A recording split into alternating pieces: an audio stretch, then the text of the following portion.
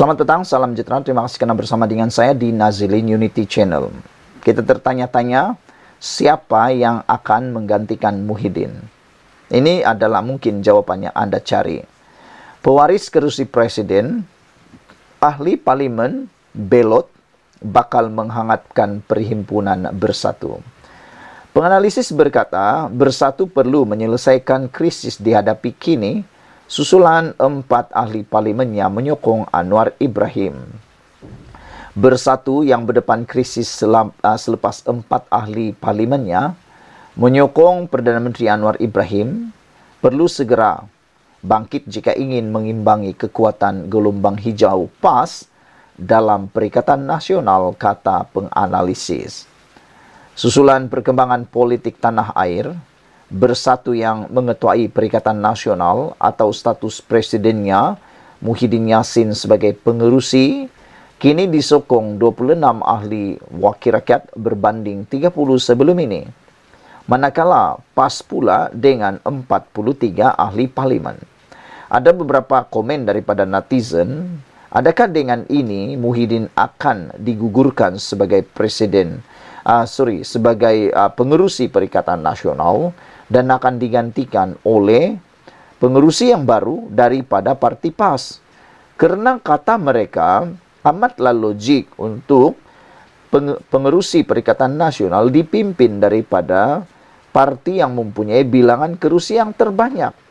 Kerana sekarang ini bukannya bertambah bilangan kerusi parlimen daripada parti Bersatu, bahkan makin menjadi kurang. Kata mereka logiknya ia perlu diserahkan kepada parti PAS. Jadi itu sebabnya mereka mencadangkan jawatan pengerusi Perikatan Nasional Muhyiddin perlulah dilucutkan dan diserahkan kepada ahli parlimen daripada PAS. Itu sebabnya mungkin penganalisis mengatakan supaya mereka perlu bangkit semula untuk mengimbangi kekuatan gelombang hijau atau PAS dalam Perikatan Nasional. Mereka yang menyokong Anwar Ibrahim baru-baru ini adalah daripada Labuan, Kuala Kangsar, Gua Musang dan Jeli. Justru penganalisis politik berpendapat Perhimpunan Agung Tahunan Bersatu bermula hari ini sehingga Sabtu perlu menjadi medan pimpinan untuk mengembalikan kepercayaan ahli dan rakyat dengan mengumumkan langkah pemulihan bagi mengawal kerosakan. Merujuk tindakan wakil rakyatnya menyokong kerajaan, Ahmad Fauzi Abdul Hamid dari Universiti Sains Malaysia berkata, perkara itu harus menjadi pengajaran kepada Bersatu supaya menyaring calonnya terlebih dahulu. Ini kerana katanya ramai pemimpin Bersatu daripada UMNO mempunyai rekod kurang bersih dan terdedah kepada tekanan untuk mengalihkan sokongan kepada Pakatan Harapan dan Barisan Nasional. Pengajaran sebagai pembangkang akan mematangkan dan menambah kekentalan jiwa ahli politik Perikatan Nasional untuk terus berjuang tanpa perlu mengungkit majoriti dirampas dari tangannya pasca PRU15. Bersatu mempunyai peranan besar dalam Perikatan Nasional sebagai pengimbang kepada PAS yang potensi keadilannya masih diragui masyarakat bukan Islam, kecuali komuniti itu di negeri pimpinannya, katanya kepada FMT. Sementara itu, Azman Hasan dari Akademi Nusantara berpandangan, naratif pembelotan 4 ahli politik atau parlimen menyokong Anwar akan diperkukuhkan pada perhimpunan itu untuk menggambarkan Bersatu masih stabil. Beliau juga tidak menolak kemungkinan ada perwakilan mempersoalkan kepimpinan Muhyiddin dan mungkin membangkitkan calon penggantinya yang dikatakan Setiausaha Agung Bersatu, Hamzah Zainuddin menjelang pemilihan parti tahun depan. Memang tidak syak lagi kepimpinan Bersatu akan dipersoalkan dan dibincangkan dengan hangat dalam perhimpunan itu. Boleh juga dikaitkan dengan PAS yang mempunyai banyak kerusi dan mentadbir 4 negeri. Bersatu seolah-olah hilang hala tuju dalam hal atau perkara ini. Ahli Parlimen Bersatu beri sokongan kepada Perdana Menteri Anwar Ibrahim.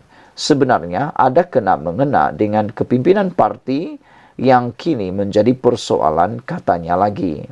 Jadi sebelum kita berpisah untuk isu kali ini, persoalan mula timbul sekali lagi.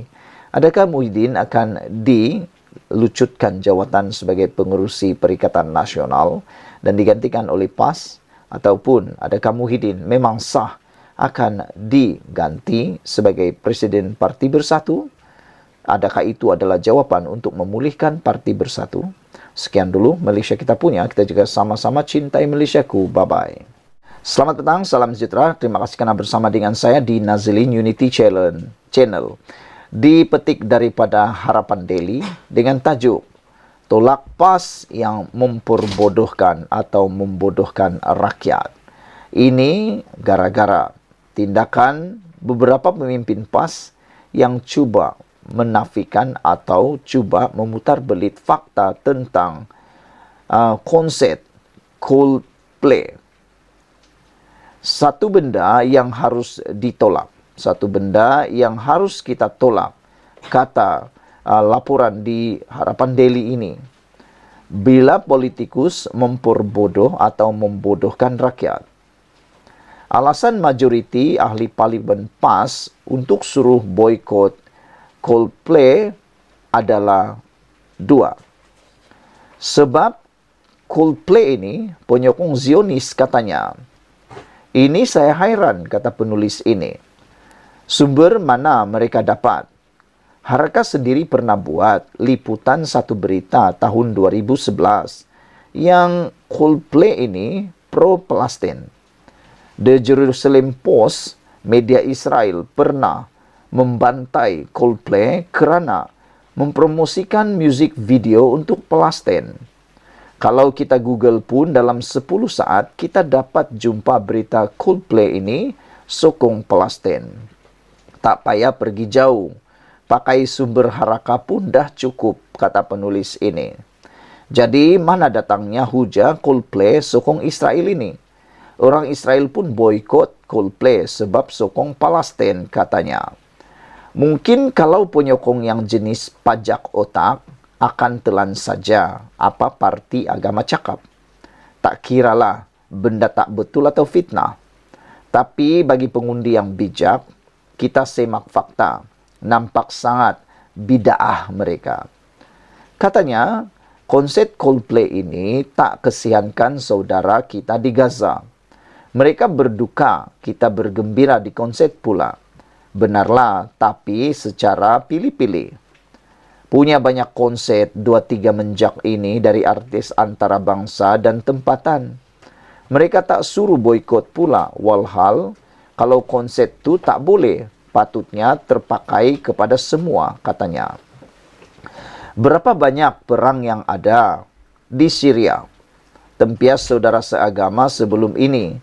Tapi tiada pula mereka suruh kita empati. Hentikan semua konsep. Masa kerajaan 33 bulan, punya banyak konsep. Billie Eilish, Scott Cullum, Justin Bieber dan Blackpink. Menteri ataupun ahli parlimen PAS masa jadi kerajaan tak ada pula suruh boikot dan cuba batalkan. Bukankah seperti menepuk air di dulang, terpercik ke muka sendiri? Modal konsep ini PAS dah guna sejak saya lahir lagi, kata penulis. Carilah modal yang bijak sikit. Sebab masa anda jadi kerajaan pun benda sama. Terleka juga tak buat apa. Orang sekarang dah buta mata. Penunggang agama itu benar. Ataupun penunggang agama itu real, katanya. Penulis daripada laporan ini ataupun tulisan ini ialah Liana Marzuki, seorang aktivis politik dan juga bekas peguam. Sekian dulu untuk kali ini. Jangan lupa tinggalkan komen anda, tekan butang subscribe. Malaysia kita punya, kita juga sama-sama cintai Malaysiaku. Bye-bye.